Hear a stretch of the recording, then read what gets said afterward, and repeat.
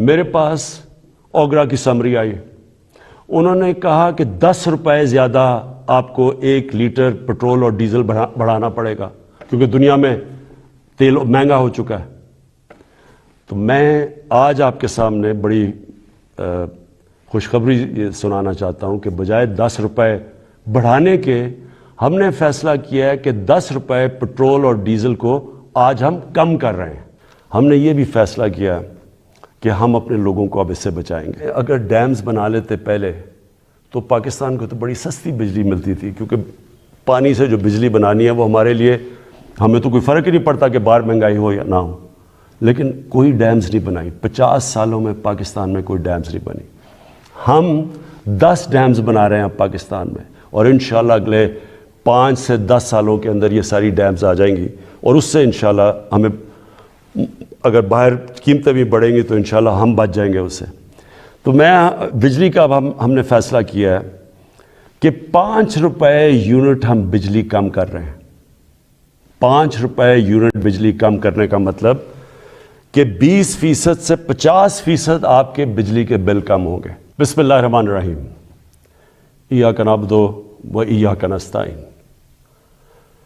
میرے پاکستانیوں، میں آپ کے سامنے آج حاضر اس لیے ہوا ہوں کہ دنیا میں بڑی تیزی سے صورتحال بدل رہی ہے اور اس کے پاکستان کے اوپر اثرات ہیں.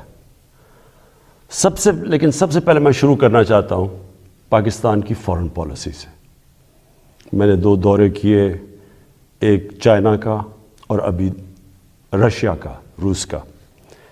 تو میں جو آج آپ کے سامنے سب سے پہلے بات واضح کرنا چاہتا ہوں وہ یہ کہ میرے ماں باپ ایک غلام ہندوستان میں پیدا ہوئے تھے اور جب بھی میں بڑا ہو رہا تھا انہوں نے یہ احساس دلوایا کہ میں کتنا خوش قسمت ہوں کہ میں ایک آزاد ملک میں پیدا ہوں. اور جب سے میں نے سیاست شروع کی، بلکہ اس سے پہلے بھی، میری ہمیشہ یہ خواہش تھی کہ پاکستان کی جو فارن پالیسی ہو وہ آزاد ہو. اب آزاد فارن پالیسی کا کیا مطلب ہے؟ آزاد فارن پالیسی کا مطلب یہ ہوتا ہے کہ ایک قوم اپنے لوگوں کے فائدے کے لیے فارن پالیسی بنائے. وہ فارن پالیسی نہ بنے جو کسی اور کا فائدہ کرے اور اپنے ملک کو نقصان پہنچا دے. اور میں آپ کو اس غلط فارن پالیسی کی مثال دینا چاہتا ہوں کہ جو ہم نے امریکہ کے ساتھ اس کی وار آن ٹیرر میں جب حصہ لیا تو میں شروع سے کہتا گیا، میری پارلیمنٹ میں تقریریں ہیں کہ ہماری اس جنگ سے کوئی تعلق نہیں تھا. کوئی پاکستانی ملوث نہیں تھا 9/11 میں، ہمارا کوئی اس سے لینا دینا نہیں تھا. تو میں تب سے کہتا گیا کہ ہمیں اس میں شرکت نہیں کرنی چاہیے. ہم نے پہلے امریکہ کے ساتھ کی جنگ میں شرکت کی، سوویت یونین کے خلاف جب وہ افغانستان میں جہاد میں شرکت کی، اور پھر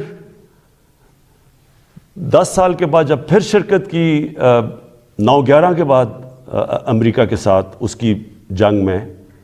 تو جب ہم تب شرکت کر رہے تھے کہ جہاد تھی کہ افغانستان میں کوئی فورن آکوپیشن ہوئی تو اس کے خلاف جہاد ہے، لیکن اب جب امریکہ افغانستان میں آ گیا تو اس کے خلاف دہشت گردی تھی. اس پالیسی کے میں شروع سے خلاف تھا اور بدقسمتی سے یہ فارن پالیسی پاکستانیوں کے فائدے کے لیے نہیں کی گئی. اس کی وجہ سے 80,000 پاکستانیوں کی شہادتیں ہوئیں. ہمارے 35 لاکھ لوگوں کی نقل مکانی ہوئی، قبائلی علاقہ تباہ ہوا. ہمیں $150 ارب سے زیادہ ملک کو نقصان ہوا. لیکن جو اس کی سب سے شرمناک بات کیا تھی کہ دنیا کی تاریخ میں پہلی دفعہ ایک ملک کسی کی حمایت میں جنگ لڑ رہا ہے اور وہ ملک اسی ملک کے اوپر بمباری کر رہا ہے. ہمارے ملک میں 400 سے زیادہ ڈرون اٹیکس کیے گئے ہمارے ہی دوست کہ جس کے لیے ہم جنگ لڑ رہے تھے.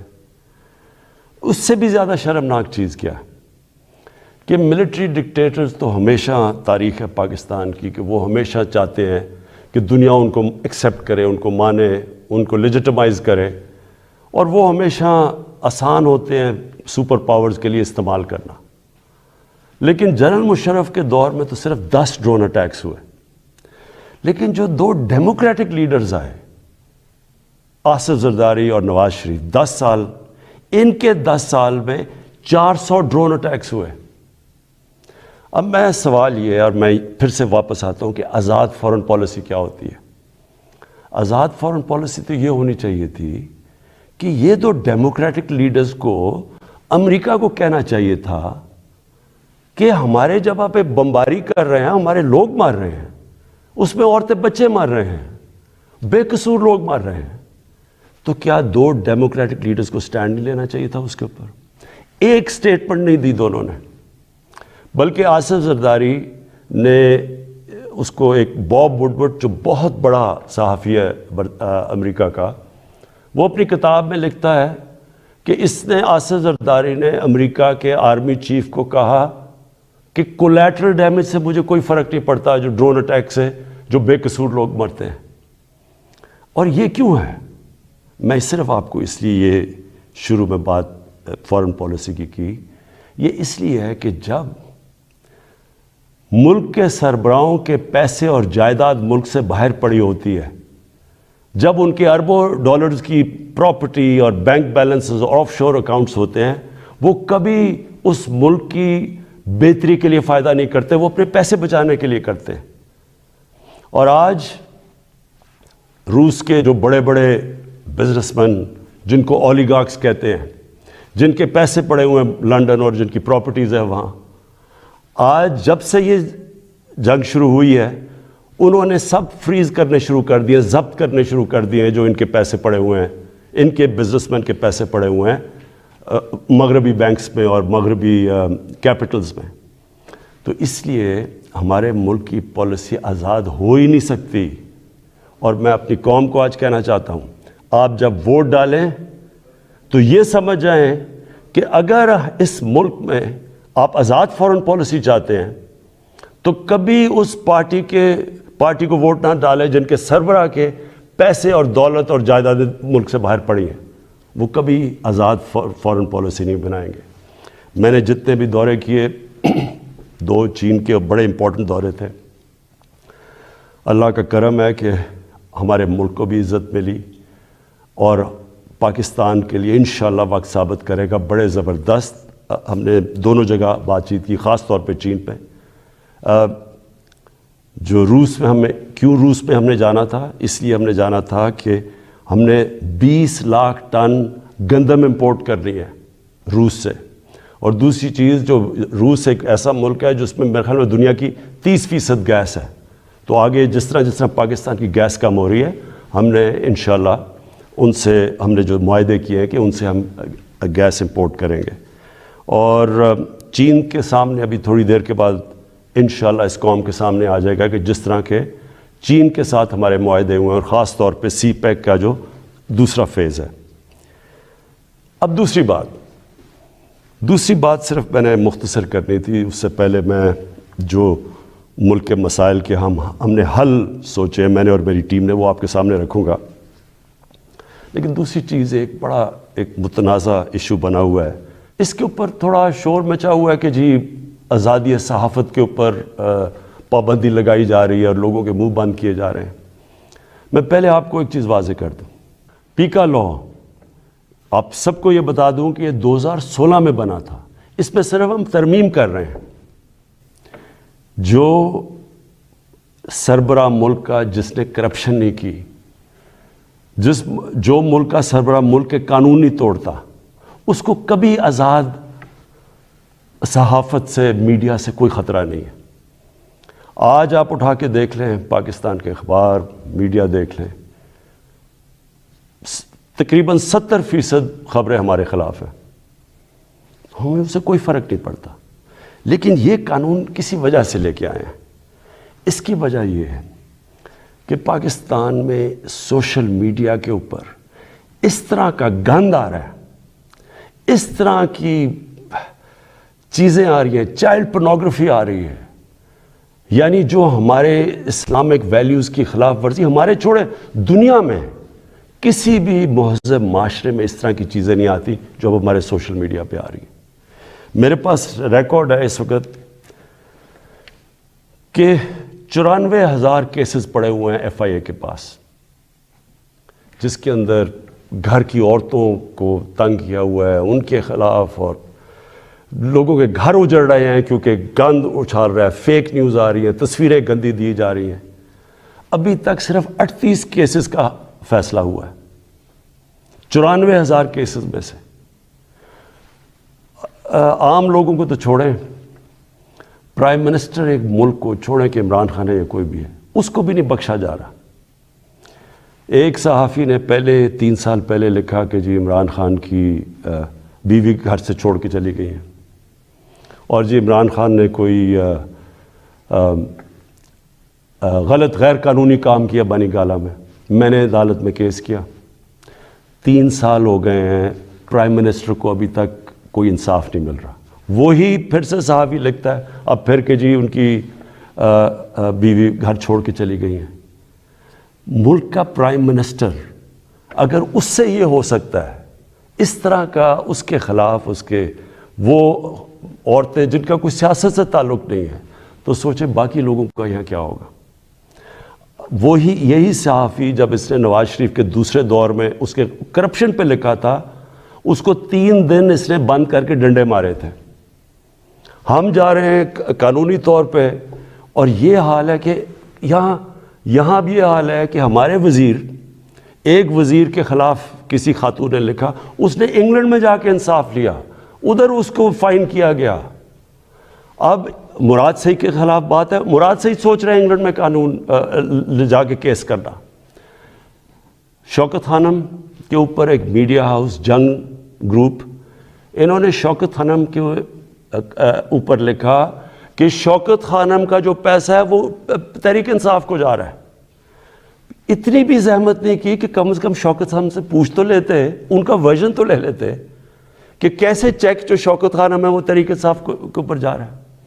اب شوکت خانم پہلے ہی ایک نون لیگ نے حنیف عباسی نے شوکت خانم کے اوپر اسی طرح کہا تھا کہ پیسہ چوری ہو رہا ہے، وہ کیس 10 سال ہو گئے ہیں، وہ لوور کورٹ سے جیت چکی ہے شوکت خانم، 10 سال کے بعد بھی انصاف نہیں۔ تو اب شوکت خانم انگلینڈ میں جدھر رجسٹرڈ چیریٹی ہے اور امریکہ میں ادھر کیس کرنے جا رہی ہے اسی جنگ گروپ کے اوپر۔ تو کہنے کا میرا مقصد یہ ہے کہ یہ تو دنیا میں کہیں بھی نہیں ہوتا۔ آزادی صحافت کے نام پہ یا مافیاز بیٹھ کے بلیک میل کر رہے ہیں، ان کے ایجنڈے کچھ اور ہیں، یا ایسے صحافی بیٹھے ہیں جو پیسے لے کے یہ ساری گند اچھال رہے ہیں، بلیک میل کر رہے ہیں گورنمنٹ کے اوپر۔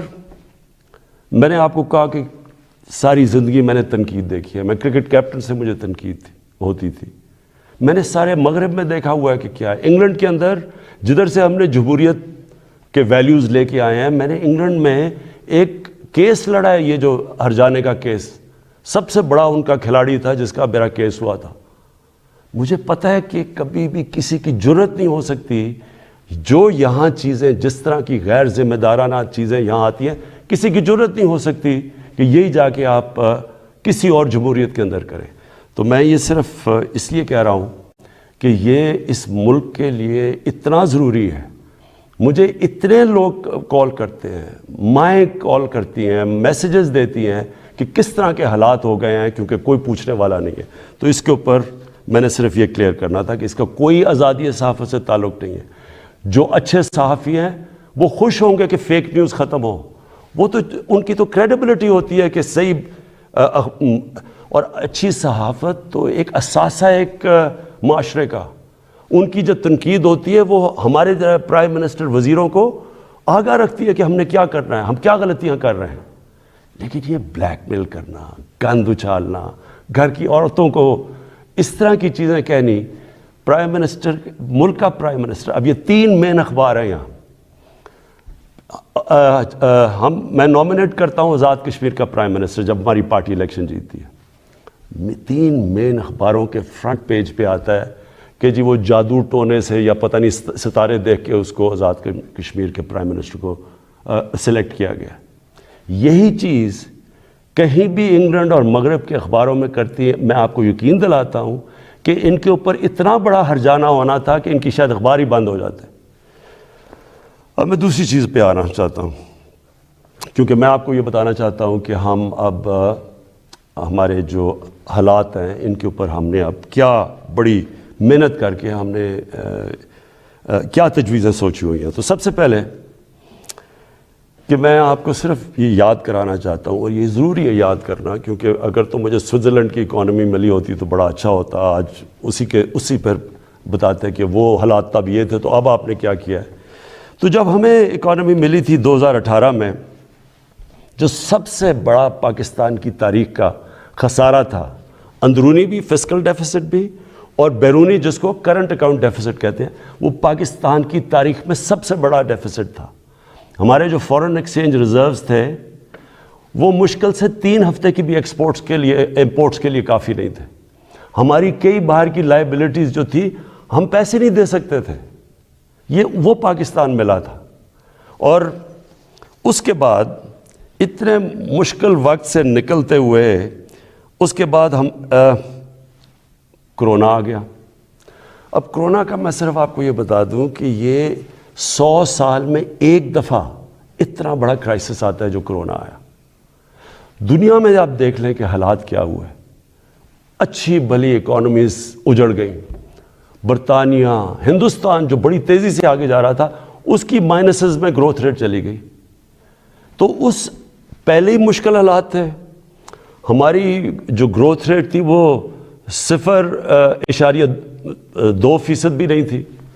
تو پہلے ہی برے حالات تھے، اوپر سے کرونا آ گیا. تو اس کرونا کے وبا سے جس طرح پاکستان نے ڈیل کیا اور کرتا آیا وہ میں ابھی بعد میں بتاؤں گا. لیکن اس کے بعد 2 اور چیزیں ہو گئیں. کیونکہ پہلے تو کرونا آ کے لاک ڈاؤنز ہو گئے، اس کے اپنے مسئلے آئے.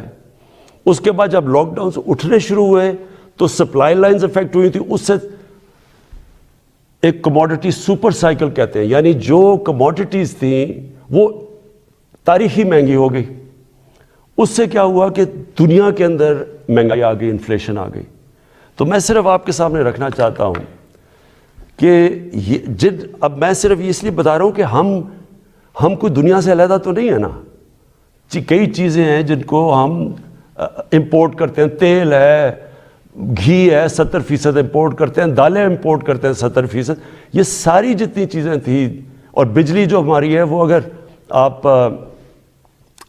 60% جو بجلی ہے وہ امپورٹڈ فیول سے بنتی ہے، یعنی یا کوئلے پہ یا اب گیس پہ اور یا پھر تیل پہ. تو سب مہنگی ہو گئی. لیکن میں پہلے آپ کو بتانا چاہتا ہوں کہ جو ہمارے سے بڑے مضبوط ملک تھے ان کے کیا حالات ہوئے. سب سے پہلے امریکہ کی سب سے تکڑی اکانومی سمجھی جاتی ہے. 40 سال میں سب سے زیادہ مہنگائی امریکہ میں ہوئی. 5 گنا زیادہ وہاں مہنگائی ہوئی. یعنی امریکہ کے اندر 1.5% سے زیادہ چیزیں مہنگی نہیں ہوتی. یہ 10 سال تک اتنی رہتی ہے مہنگائی، 1.5%. وہاں مہنگائی پہنچ گئی 7.5% پہ. اس کے بعد کینیڈا، جو بڑا یہاں سے کتنا پیسہ خرچ کر کے لوگ کینیڈا جاتے ہیں اور کینیڈا کے شہری بنتے ہیں، 30 سال میں سب سے زیادہ مہنگائی کینیڈا میں آئی. اس کے بعد برطانیہ 30 سال میں 1992 کے بعد سب سے زیادہ مہنگائی وہاں آئی. ترکی میں 20 سال میں سب سے زیادہ مہنگائی آئی. اور میں صرف کیونکہ ہمیں سب سے زیادہ شور مچایا جاتا ہے کہ جی بڑی مہنگائی آ گئی، ہمیں گورنمنٹ کو ہٹا دو کیونکہ اتنی مہنگائی آ گئی. اب یہ میں نے جو آپ کے سامنے یہ فگرز رکھ رہا ہوں، یہ ذرا آپ کیونکہ سارے آپ چیک کر سکتے ہیں. آپ تو بڑا یہ زمانہ بدل گیا ہے، موبائل فون آپ کی جیب میں ہے، گوگل کریں کہ یہ میں ٹھیک کہہ رہا ہوں یا نہیں کہہ رہا، تو آپ کو پتہ چل جائے گا. اب ذرا یہ سنیں، پیپلز پارٹی کی پہلے دور میں 71 سے لے کے 77 تک 13.9% اوسط مہنگائی ہوئی اس دور میں. پیپلز پارٹی کے دوسرے دور میں 88 سے لے کے 2 سال ان کی حکومت چلی، 8.3% مہنگائی ہوئی. پھر ان کے پیپلز پارٹی کے تیسرے دور میں 94 سے لے کے 96 تک 11.6% مہنگائی ہوئی. پھر ان کے 2008 سے 2012 کے دور تک 13.6% مہنگائی ہوئی. اب یہ ساری نوٹ کر لیں فگرز کہ ان کے 4 دور میں کتنی مہنگائی ہوئی، کہ صرف ایک دور میں، دوسرے دور میں 8.3 ہوئی تھی، باقی ساری 10% سے زیادہ مہنگائی ہوئی۔ نون لیگ پہلا دور 90 سے لے کے 93 تک 10.08% مہنگائی ہوئی۔ دوسرے دور میں 97 سے لے کے 99 تک 7.2% مہنگائی ہوئی، اور ان کا جو تیسرا دور تھا جس میں میں آپ کو یہ بتا دوں کہ سب سے کم تیل کی قیمتیں تھیں ان کے دور میں، تو ان کے 5% مہنگائی ہوئی۔ اور تحریک انصاف جس نے جو اٹھتا ہے کہ جی مہنگائی میں مر گئے، تحریک انصاف کی مہنگائی ہوئی 8 ہمارے جو ابھی تک 3.5 سال میں 8.5%۔ تو پہلے تو یہ ذرا واضح ہو جائے آپ کو کہ مہنگائی کتنی ہے ان کے مقابلے میں، کیونکہ وہ بڑا شور مچا ہوا جی گورنمنٹ گرا دو، جلدی سے گرا دو، کیونکہ لوگ پس گئے مہنگائی میں۔ پہلے ہاں ہے مہنگائی، اور میں اس کے اوپر ابھی بعد میں آنے لگا ہوں، لیکن ہم اس وقت مہنگائی آئی ہوئی ہے جو دنیا کے اندر مہنگائی کا سائیکل آیا ہوا ہے۔ اچھا جی، پھر تحریک انصاف دوسری چیز کہتے ہیں جی بڑی ہماری نااہل حکومت ہے، تو میں صرف اب آپ کو صرف جو انٹرنیشنلی مانا گیا کہ تحریک انصاف نے کس طرح یہ سارے چیزوں کا مقابلہ کیا، اب میں صرف انٹرنیشنل اکنالجمنٹ بتا رہا ہوں کہ دنیا نے تحریک انصاف جو اس وبا میں جو 100 سال میں ایک دفعہ اتنا بڑا بحران آتا ہے، تو دنیا کیا کہتی ہے۔ سب سے پہلے اکانومسٹ میگزین جو دنیا میں ساری دنیا کی اکانومیز کا جائزہ لیتی ہے، وہ کہتی ہے کہ 3 سالوں کے اندر جو یہ کرونا کا دور ہے، جو ملک ٹاپ 3 میں 190 ملکوں میں جو سب سے اوپر، جس نے سب سے بہتر طریقے سے اپنی معیشت بھی بچائی اور اپنے لوگوں کو بچایا، ان 3 میں پاکستان ہے۔ ورلڈ بینک نے تعریف کی، ورلڈ اکنامک فورم نے تعریف کی، ورلڈ ہیلتھ آرگنائزیشن نے خود مثال دی پاکستان کی کہ جس طرح انہوں نے اس چیلنج کا مقابلہ کیا۔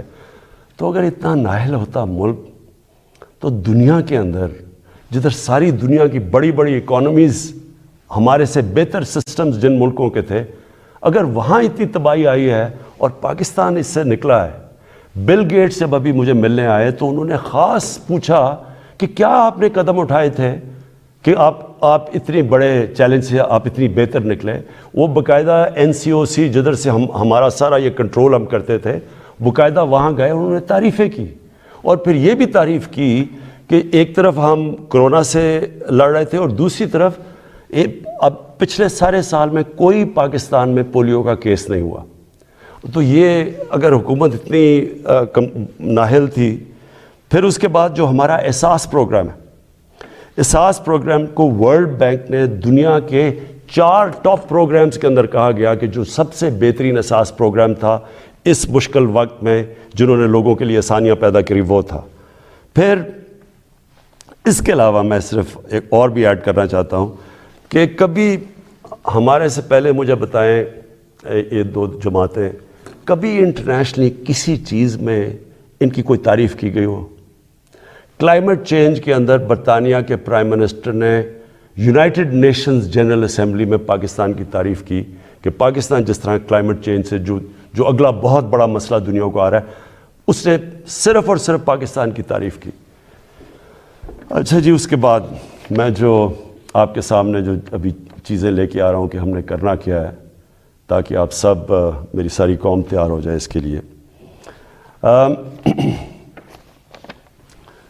اب اس سچویشن کے اندر اب میں ذرا آپ کو بتاؤں کہ ایک طرف اکانومی کا برا حال تھا، پھر اوپر سے کرونا آ گئی، پھر وہ ایک دنیا کے اندر قیمتیں چڑھ گئیں، اور پھر افغانستان کا کرائسس آ گیا۔ افغانستان میں کیا ہوا تھا؟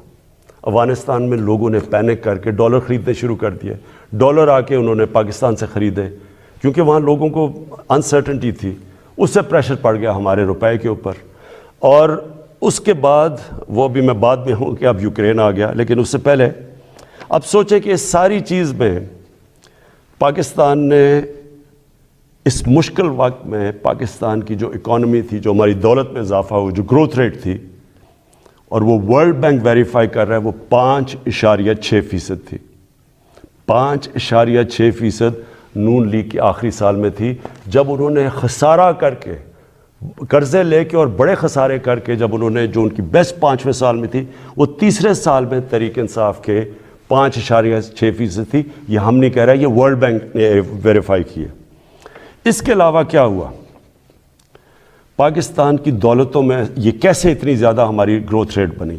پاکستان کی تاریخ میں سب سے زیادہ ریمیٹنسز بیرون ملک پاکستانیوں نے بھیجی, 31 ارب ڈالر. یہ تقریباً 10 ارب ڈالر زیادہ تھی جو کہ ہمارے سے پہلے ریمیٹنس بھیجتے تھے. پاکستان کی تاریخ کی سب سے زیادہ ایکسپورٹس کی گئی. پچھلے 5 سال میں جو پچھلا نون لیگ کا دور تھا, ایکسپورٹس وہیں کی وہیں تھی. میں آپ کے سامنے ایک یہ رکھتا ہوں, یہ میں چاہتا ہوں کہ یہ ذرا آپ گراف دیکھ لیں. اس گراف میں آپ کو یہ نظر آئے گا کہ 2000 سے گراف ہے اور 2020 تک. اس گراف کے اندر آپ دیکھیں گے کہ یہ روانڈا اسی دور میں کدھر سے کدھر چلا گیا, ویتنام اس دور میں کدھر سے کدھر چلا گیا, چائنا اس کدھر گیا, ہندوستان کدھر گیا, بنگلہ دیش کدھر گیا, اور پاکستان سب سے نیچے. یعنی ہماری ایکسپورٹس بڑھی نہیں, اور جب تک ایکسپورٹس نہ بڑھیں وہ ملک آگے بڑھ ہی نہیں سکتا. تو ہم نے, مجھے اور فخر ہے اس چیز پہ کہ 38 ارب ڈالر کی پاکستان کی تاریخ میں سب سے زیادہ ہم نے ایکسپورٹس کی, ان سارے چیلنجز کے باوجود. پھر ہماری جو ٹیکس کلیکشن ہے, کوئی سوچ بھی نہیں سکتا تھا کہ جب لاک ڈاؤنز ہوئے ہوں اور اکانومی سلو ہوئی ہو, اس دور میں پاکستان کی جو ٹیکس کلیکشن ہے وہ 6000 ارب روپے سے زیادہ ہوئی. ریکارڈ ہے پاکستان کی تاریخ میں, اور یہ گروتھ تھی 31% ہماری ٹیکس کلیکشن کی گروتھ ہوئی. اور پھر سے میں ریپیٹ کرتا ہوں, یہ ساری جتنے بھی میں اعداد و شمار آپ کو دے رہا ہوں اپنے موبائل فون کے اوپر, یہ سب چیک کر سکتے ہیں. پھر جو 4 بڑی پاکستان کی فصلیں تھیں, گندم, چاول, شوگر, گنا اور مکئی, پاکستان کی تاریخ میں سب سے زیادہ ان کی پروڈکشن ہی نہیں ہوئی ان 4 کی, کیونکہ ہم نے پیکج دیے ہوا تھا اپنے کسانوں کو. قیمت بھی سب سے زیادہ ملی. تو صرف کسانوں کے پاس پہلی دفعہ 1100 ارب روپیہ اضافی پیسہ گیا کسانوں کے پاس. اور یہ اس سے کیا ہوا, کسانوں کے پاس جب پیسہ زیادہ گیا, ہم نے پہلے یہ شوگر ملز والے ان کو پیسے ٹائم پہ نہیں دیتے تھے, ان کی کٹوتی کر دیتے تھے, ان کو پیسے کم ملتے تھے, لائنیں لگی ہوتی تھیں ان کی, یعنی شوگر ملز کے باہر کسانوں کی. کیونکہ ہم نے قانون پاس کیے اور ہم نے ان کو صحیح پیسہ دلوایا, ان کو قیمت ملی, ٹائم پہ ملی, انہوں نے اپنی پیسہ لگایا زمین پہ, اس کی وجہ سے یہ پاکستان کی تاریخ میں, اور بھی ہم نے قدم اٹھائے, کسان کارڈ ہے, لیکن اس کی وجہ سے ہماری اتنی زیادہ ریکارڈ پروڈکشن ہوئی. پھر ہماری جو لارج اسکیل مینوفیکچرنگ انڈسٹری تھی ان کو ہم نے انسینٹیوز دیے, 7.4% ادھر ہوئی. ہماری جو ٹاپ پاکستان کی 100 کمپنیز تھیں, انہوں نے 930 ارب روپے کا پروفٹ جو ریکارڈ کمایا, اس سے کبھی اتنا زیادہ پروفٹ ہی انہوں نے کمایا. اور میں چاہتا ہوں کہ یہاں لوگ بڑے بڑے منافع کریں تاکہ اور انویسٹرز آئیں, تاکہ اور خوشحالی آئے, تاکہ اور ملک کی دولت میں اضافہ ہو. پاکستان کا جو پرائیویٹ سیکٹر ہے اس کی کریڈٹ, یعنی انہوں نے جو قرضے لیے ہیں وہ پاکستان کی تاریخ میں سب سے زیادہ لیے, 1400 ارب روپیہ. اس کے بعد پاکستان کی جو ٹریکٹر سیل تھی یہ ریکارڈ ہوئی, 20% پچھلے سال سے زیادہ ٹریکٹرز بکے. ٹرکس 81% ٹرکس اور بسز زیادہ بکی پاکستان میں. ٹیکسٹائل کی ایکسپورٹ پاکستان کی تاریخ میں سب سے زیادہ ہوئی, 16 ارب ڈالر, اور ہماری مین ایکسپورٹ ہی ٹیکسٹائل ہے. تیل کی کنزمپشن, یعنی ہمارا جو تیل 15% بڑھ گئی پاکستان میں تیل کی کنزمپشن. کیوں؟ کیونکہ ایکٹیویٹی بڑھ گئی, بزنس ایکٹیویٹی بڑھ گئی. کنسٹرکشن سیکٹر کے اندر, کیونکہ ہم نے کنسٹرکشن سیکٹر کو اٹھایا تھا سب سے پہلے, اس میں 1500 ارب روپیہ کنسٹرکشن سیکٹر کے اندر گیا, اور جس کی وجہ سے آپ نے دیکھا کہ جو ہمارے روزگار, لوگوں کا روزگار بھی بڑھا.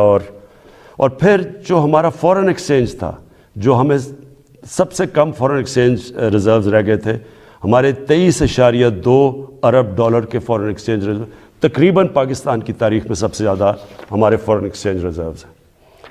لیکن ہم نے یہ فیصلہ کیا، میرے پاکستانیوں، ہم نے یہ فیصلہ کیا کہ ہم یہ سمجھ رہے تھے کہ یہ جو ایک دم قیمتیں اوپر گئی ہیں تیل کی اور کموڈٹیز کی دنیا کے اندر، تو ہم یہ سمجھ رہے تھے کہ اب نیچے آنی شروع ہو جائیں گی۔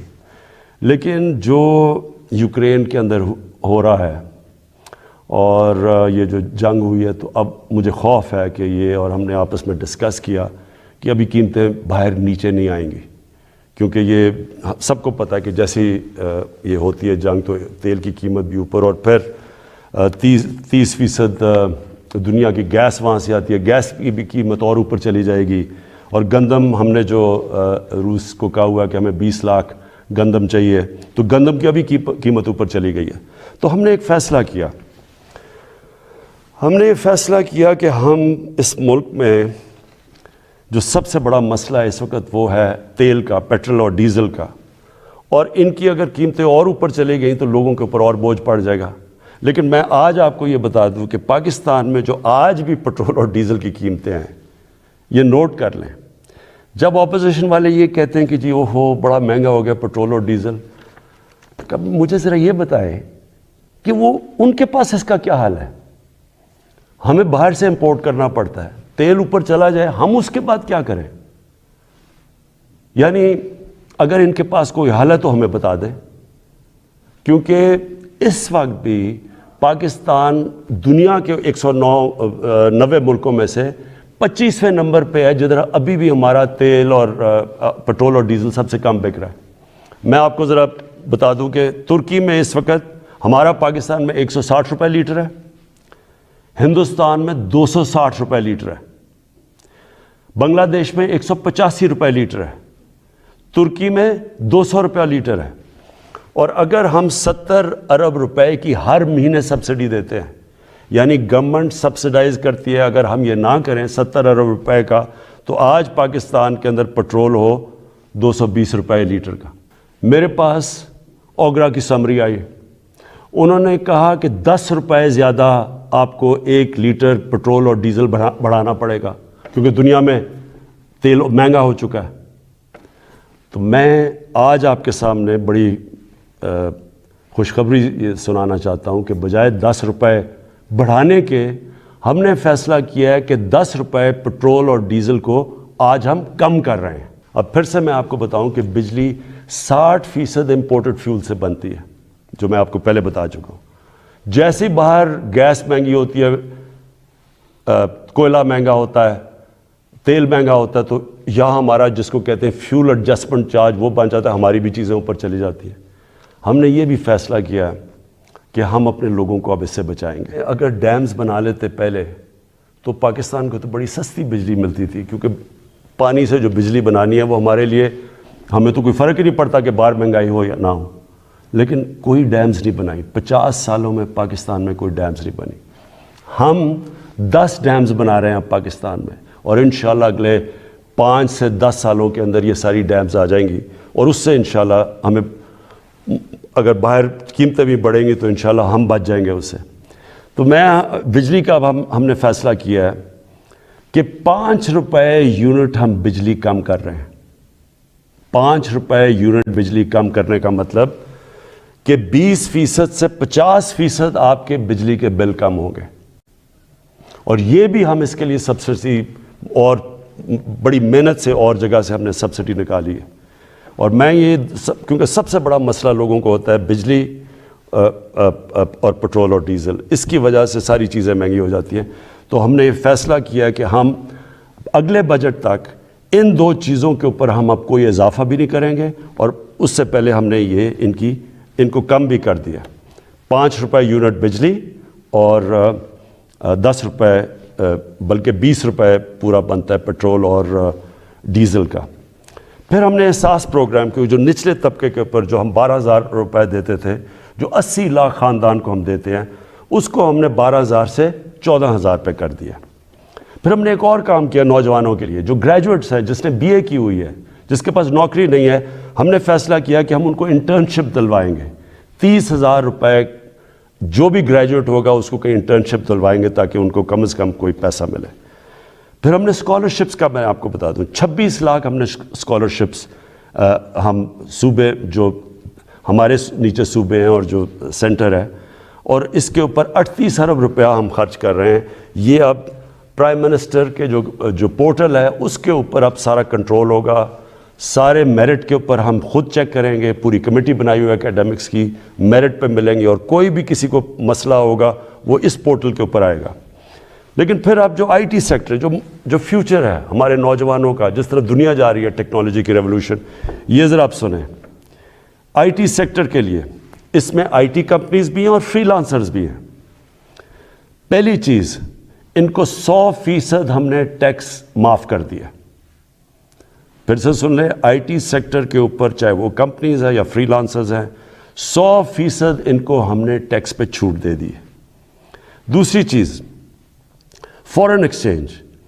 اب تک ان کا ہم نے کوئی کنڈیشنز لگائی ہوئی تھی کہ اتنا فورن ایکسچینج آپ کو پاکستان میں رکھنا ہے.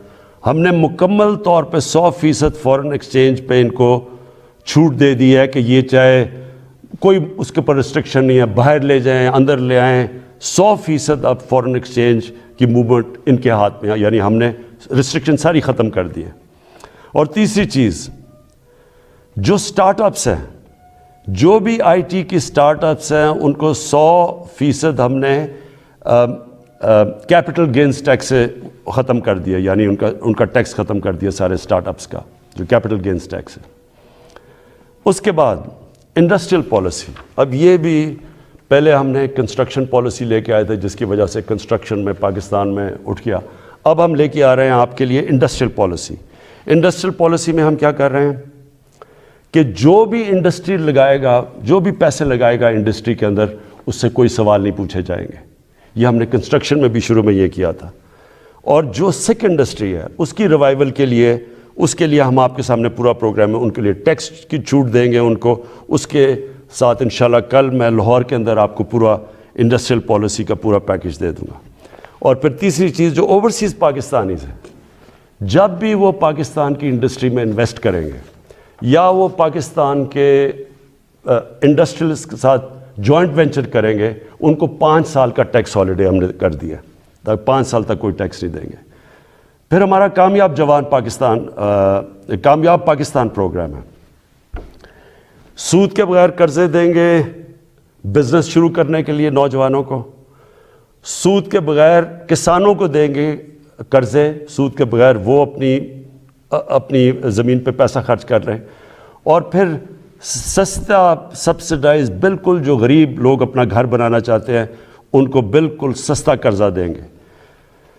پھر اور یہ 407 ارب روپے کے قرضے ہیں جو یہ ان 3 ایریاز میں جائیں گے. لو کاسٹ ہاؤسنگ, گھروں کے لیے, کسانوں کے لیے اور بزنس کرنے کے لیے شہروں میں 407 ارب کے قرضے یہ اگلے 2 سال میں ہم دیں گے. پھر آخری 2 چیزیں مجھے بڑا فخر ہے کہ ہم نے بڑی مشکلوں سے پاکستان میں بینکوں کو راضی کیا, ان کے لیے ان کے سارے جو آسانیاں پیدا کی, سبسڈائز کیا کہ بینکس چھوٹے لوگوں کو قرضے دیں. ابھی تک تنخواہ دار لوگ وہ ابھی تک ان کو بینک قرضے نہیں دیتے تھے. کمزور یعنی جو مزدور ہوتے ہیں, ویلڈر ہوتے ہیں, وہ کام کرنے والے, ان کی سوچ بھی نہیں سکتے اپنے لیے گھر بنانا. بڑی ہمیں 1 سال لگایا, ہم نے پوری ان کے لیے آسانیاں پیدا کی. گورنمنٹ نے سبسڈائز کیے قرضے, آسانیاں پیدا کی تاکہ اگر ایک آدمی اپنے گھر میں جو ایک کرائے کا گھر لیتا ہے, جو کرائے کے اوپر پیسے دیتا ہے, اسی پیسوں کی وہ قسطیں بن جائے اور اس کا اپنا گھر ہو جائے. تو مجھے بڑی خوشی یہ ہے کہ بینکوں نے اب تک اس میں 150 ارب روپے کے لو انکم غریب لوگوں کی جن کی آمدنی نہیں ہے ان کو دے چکے ہیں اپروولز, جس میں 50 ارب روپیہ ان گھروں کے لیے دے چکے ہیں. یعنی وہ کام شروع ہو گیا, گھر بننے شروع ہو گئے. اور آخر میں صحت کارڈ. مجھے سب سے زیادہ فخر یہ ہے کہ ہمارے جو صوبائی چیف منسٹرز تھے ان سب کو میں نے آگاہ کیا کہ یہ سب سے بڑی نعمت ہے ایک غریب گھرانے کے لیے کہ اس کے پاس ہیلتھ انشورنس ہو. جب بھی وہ ایک کوئی گھر میں بیماری ہو تو ان کو یہ خوف نہ ہو کہ ہم ہاسپٹل میں جا کے اپنا علاج نہیں کروا سکیں گے. اور پھر وہ کئی دفعہ گورنمنٹ ہاسپٹلز میں جاتے ہیں تو وہاں ڈاکٹرز نہیں ہوتے، اور خاص طور پہ دیہاتوں کے اندر ڈسٹرکٹس میں ڈاکٹرز نہیں ہوتی، نرسز نہیں ہوتی، اور وہ سارے شہروں میں آتے ہیں، دھکے کھاتے ہیں. یہ جو صحت کارڈ ہے یہ پاکستان کی تاریخ میں نہیں، یہ شاید ڈیولپنگ ورلڈ میں بھی، بلکہ ڈیولپڈ ورلڈ میں بھی اس طرح کا کہ آپ نے ہر گھرانے کو، ہر جو ہمارے صوبے ہیں سندھ کے علاوہ، کیونکہ پروونشل گورنمنٹس اس کا پیسہ دے رہی ہیں، ہر گھرانے کے لیے ہم انشاءاللہ مارچ کے آخر تک پنجاب میں ہر گھرانے کے پاس صحت کارڈ ہوگا. ہر خاندان 10 لاکھ روپے تک کسی بھی ہسپتال میں جا کے علاج کروا سکتا ہے. یہ ضروری ہے سمجھنا. پہلے تو ہوتا تھا نہیں گورنمنٹ ہاسپٹل، اب وہ پرائیویٹ ہاسپٹل میں جا کے علاج کروا سکتا ہے. اور ہر گھرانے کے پاس یہ صحت کارڈ ہوگا. اور انشاءاللہ یہ پورا ایک ہیلتھ سسٹم بن رہا ہے پاکستان میں. ابھی سے چھوٹے چھوٹے ہاسپٹل دیہاتوں میں جانا شروع ہو گئے ہیں، کیونکہ دیہاتوں میں ہمارے گورنمنٹ ہاسپٹل میں ڈاکٹرز نہیں ہوتے کئی دفعہ، تو پرائیویٹ سیکٹر جانا شروع ہو گیا. اور میری یہ خواہش تھی کہ پاکستان میں ایک پورا جال بچ جائے ہاسپٹلز کا. تو گورنمنٹ کے پاس تو کبھی بھی اتنا پیسہ نہیں آنا تھا، تو اب پرائیویٹ سیکٹر کے لوگ خود جائیں گے، کیونکہ اب ہیلتھ کارڈ ہوگا. غریب سے غریب گھرانے کے پاس بھی ہیلتھ کارڈ ہوگا، اور اگر ان کو گھر میں کوئی بیماری ہو وہ جا کے پرائیویٹ ہاسپٹل میں بھی اپنا علاج کروا سکتے ہیں. یہ میں سمجھتا ہوں کہ ہم نے جو ہماری 3.5 سال کی حکومت ہے، یہ سب سے بڑا کام ہے. کیونکہ جب کوئی گھر میں ایک بیماری ہو اور آپ کے پاس پیسہ نہ ہو تو اس سے زیادہ ایک خاندان کی بے بسی کا عالم نہیں ہوتا. میں آخر میں آپ کے سامنے، اپنی قوم کے سامنے یہ کہنا چاہتا ہوں کہ مجھے پتہ ہے یہ مشکل حالات ہیں. مجھے پتہ ہے کہ ہم نے یہ جو 3.5 سال گزارے ہیں، کبھی ایک مشکل سے نکلتے تھے، پھر دوسری مشکل، کبھی پلوامہ ہو گیا تو کبھی کرونا ہو گیا، اور اس کے بعد پھر مسئلے، اور اب یوکرین کا مسئلہ آ گیا.